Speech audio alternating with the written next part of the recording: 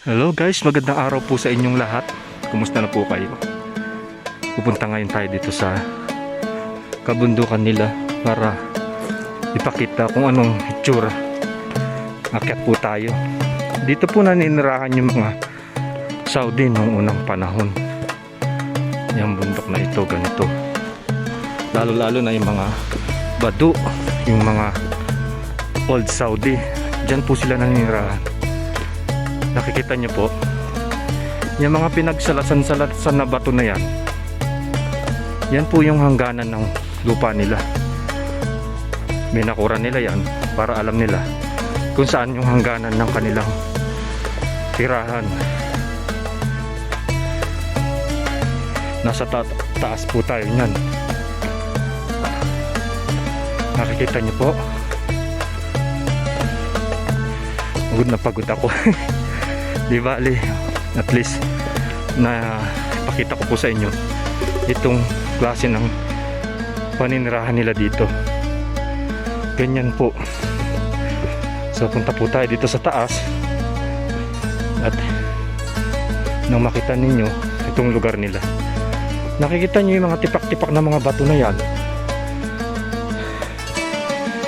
Ginagawa nila yan, kinukuha at sinasalasan, ginagawa nilang pambakod. Tingnan ninyo, oh. Kita nyo po, puro bato po yan. Natibag na nila. Pagod na pagod ako sa pag-akyat nitong kabundukan na ito. Mataas po ito, so magpapahinga muna ako dito sa isang puno na ito. Pagod ako. Ang hirap mag-vlogs po. Ito po yung pine tree, nag-iisa dito sa taas. Yung ano na to, ito yung ginagawa nilang ano,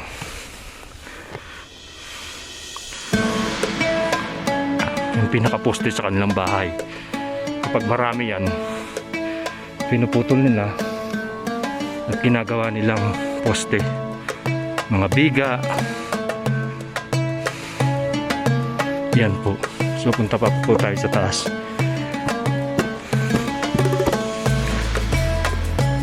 Ayan na, nakikita nyo, nasa taas na ako niyan. So daan po tayo dito sa side na ito.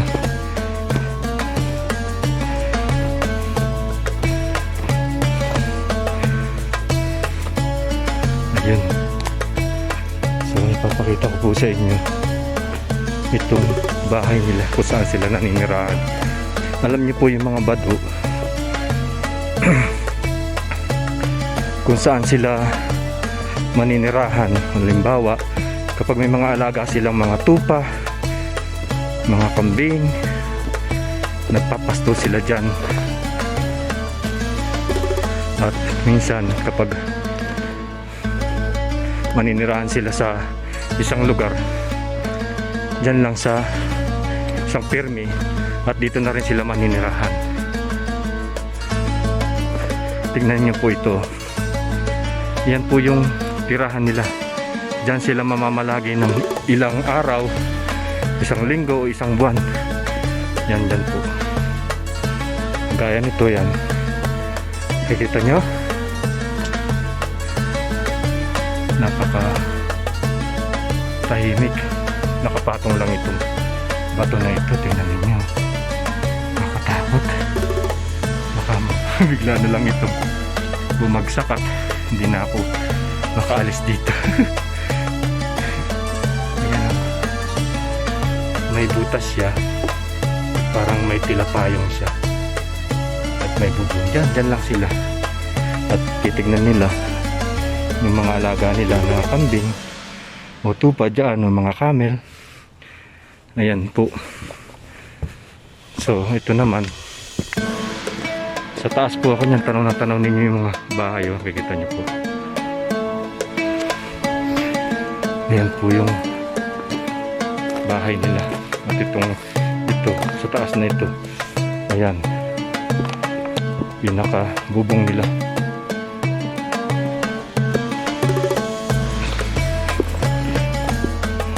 Sa taas na po ako niyan. Kita niyo po. Yan, dyan lang sila namamalagi.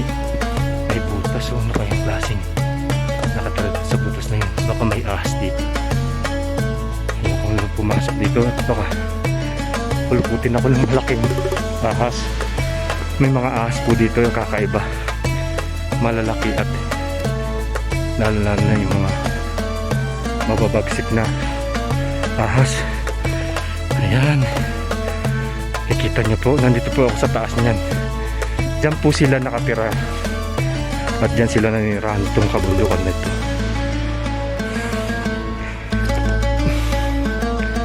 Napagod ako. Ayan, nakikita nyo po,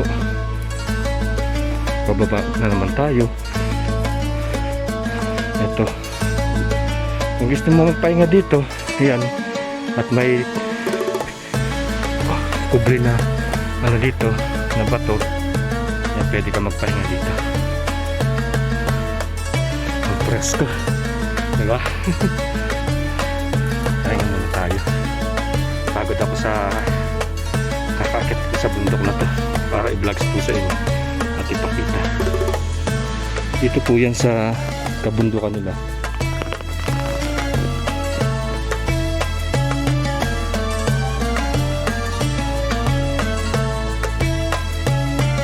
So bala po tayo at ito na. So ito naman ang daan na to, pababa po yan. Nakakatakot, ang tirik. Doon po, bababa po tayo doon sa pinakadaan na ito. Diyan kasi ako nanggaling paikot. At pinakita ko lang po sa inyo kung saan naninirahan yung mga old Saudi, yung mga badu. Diyan po, para malaman nyo kung ano yung buhay-buhay nila, kung saan sila naninirahan diyan sa kabundukan na ito. Mabala po tayo, napakatirik.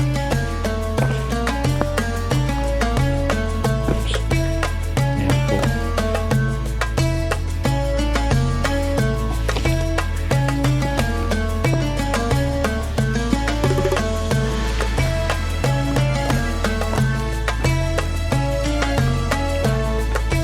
At yung mga nakikita nyo na yan, mga moderno na yan, yung malalaking pinatayo nilang bahay na ito.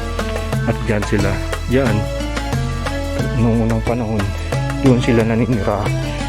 Yung pinakita ko po sa inyo na ukab na bato na yung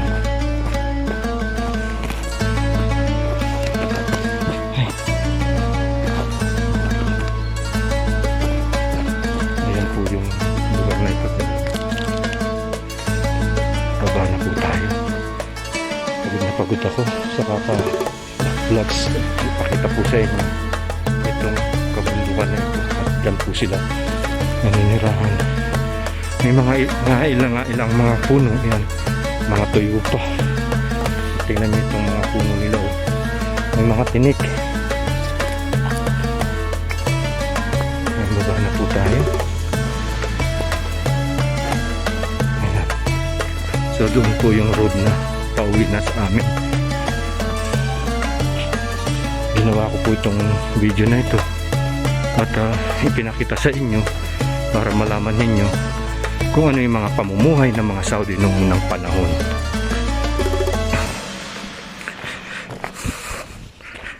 Yung pinakita ko po sa inyo nung mga nakaraang vlogs ko, yun po yung sa lugar sa Makwa, yung mga old houses. Hindi po basta-basta mga bato yun, mga ano yun, mga marmol, mga granite, at talagang doon sila nanirahan ng mga siglo, mga ilang taon, mga 18th century pa noon, kapanahunan pa ni Prophet Muhammad.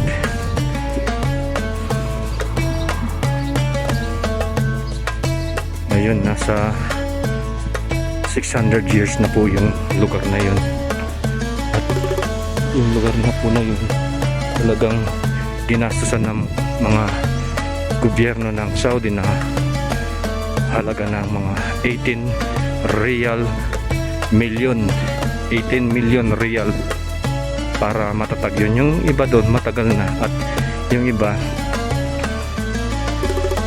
itinayo na lang para maging tourist attraction at makita ng mga kabataan ng mga Saudi at mga new generation yung kanilang pamumuhay. Yan, nasa baba na po ako. Noon po tayo nagmula doon sa taas. Itong daan na ito, tignan ninyo, pataas pababa, ganyan po nung dati at doon ako nagmula. Paakyat po tayo. Napakainit, yung init ng sikat ng araw, pero yung klima medyo malamig. Yung sikat ng araw yung tindi dito kasi sa lugar ko, parang Baguio, lalo na pag umaga talagang ramdam mo yung lamig, lalo na kapag winter. Ako po, napakalamig po talaga. Pagod ako.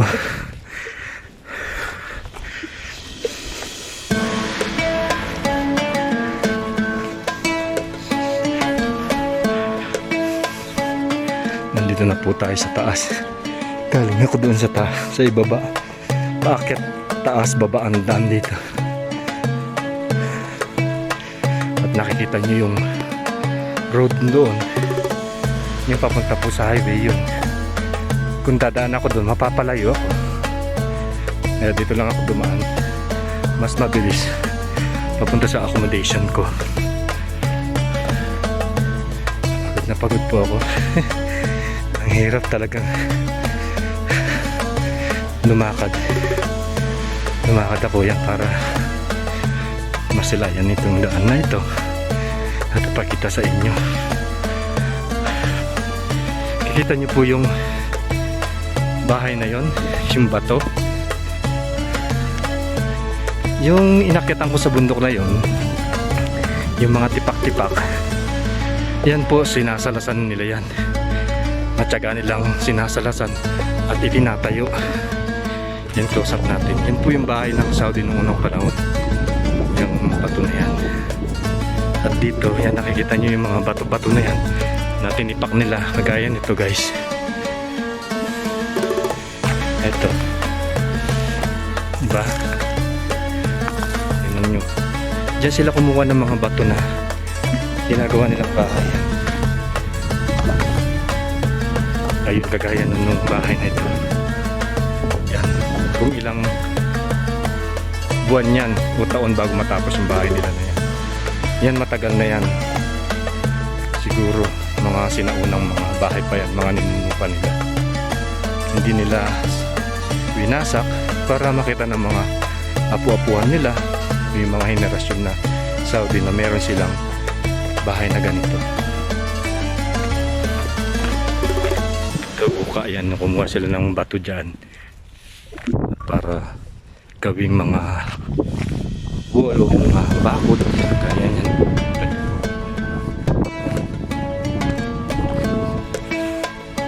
Dito po yung lugar ko, para siyang probinsya, liblib po ito na lugar, pero syudad po itong Albahan na yan.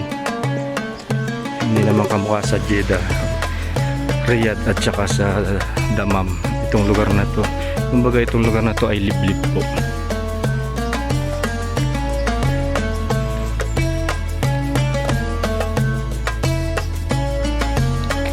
So yan, lalakad pa tayo. Medyo malayo-layo pa kasi ang talagang oras o pagpunta dun sa uwian ng accommodation ko. Nasa 20 minutes mula dun sa kumpanya ko. Kapag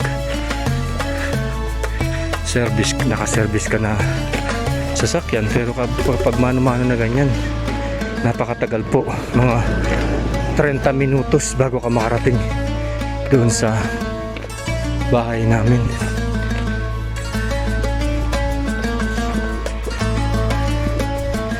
Ay, pagod na pagod ako.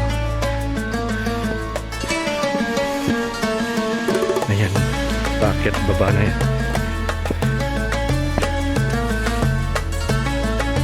So dito meron din shortcut palabas doon.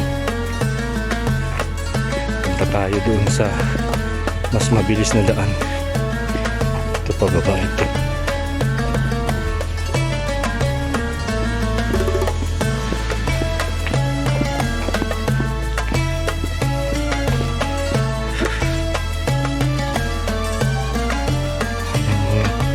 Pine tree, ang laki-laking puno. Ito nyo.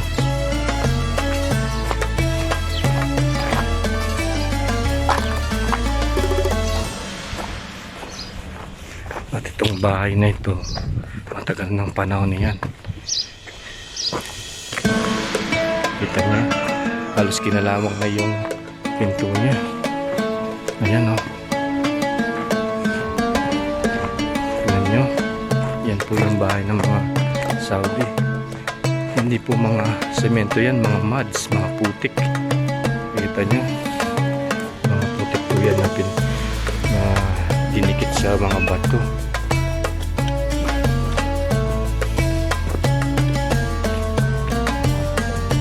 So ito po yung bahay ng Saudi noong unang panahon. Ganyan po ang itsura. Mga nagtatanong na anong klaseng pamumuhay nila, yan sinasasabihin ko po sa inyo kung ano yung mga pamumuhay nila. Yan nakikita nyo, yan po yung mads po yan.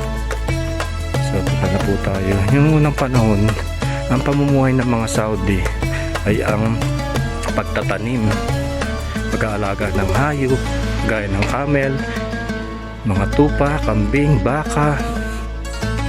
Yan po yung mga alagaan nila. At ang transportasyon nila na ginagamit, kagaya ng mga donkey, yung maliliit na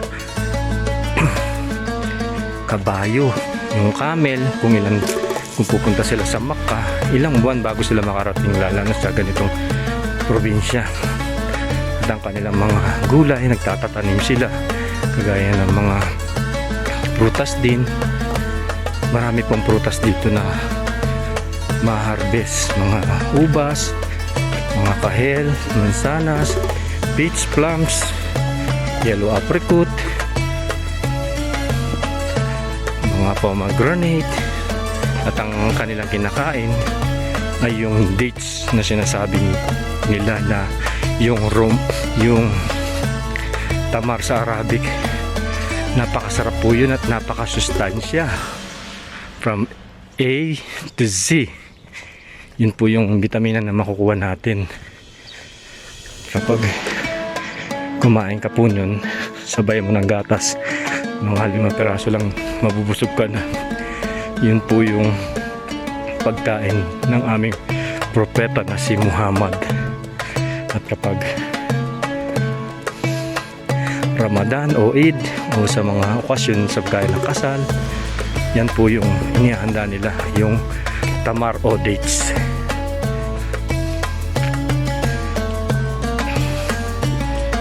Ayan.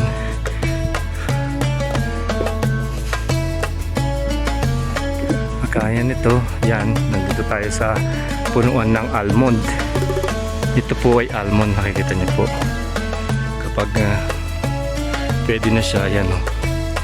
Kita nyo, bumubukas siya ng kusa. Ito po yung laman ng almond. Sa mga hindi pa nakakaalam, yung bunga ng almond, ganito po. Kita nyo, at pinupukpok po yan. At ang laman niya nasa loob, yung para siyang mani. Ayan. So papakita ko po sa inyo itong laman nitong almond. Pupukpukin po yan. Ayan po, nasa loob po yung laman nito. Napakatigas ng ano nito. Ayan. Yung nilalagay sa tsokolate, alam niyo po ba yun? Ito po yun. Ayan o. Tingnan ninyo. Tikman natin. Masarap.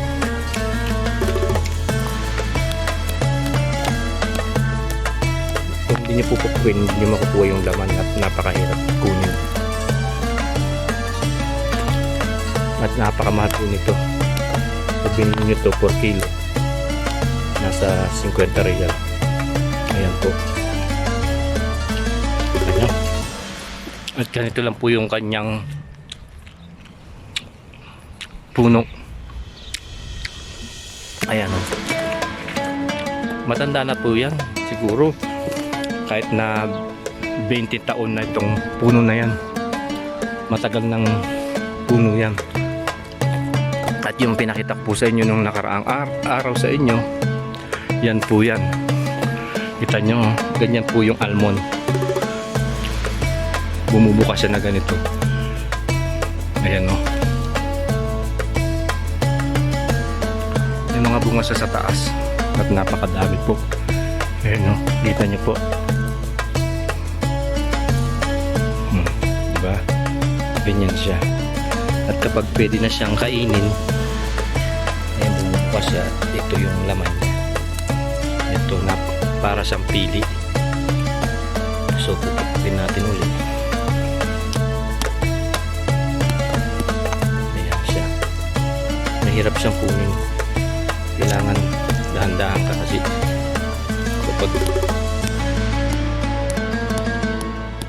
kapag pinukpok mo siyang ganyan, sasama yung laman niya. Para siyang ano ng shell yung sa coconut. Masyado siyang matigas. Ganyan po yung almond kapag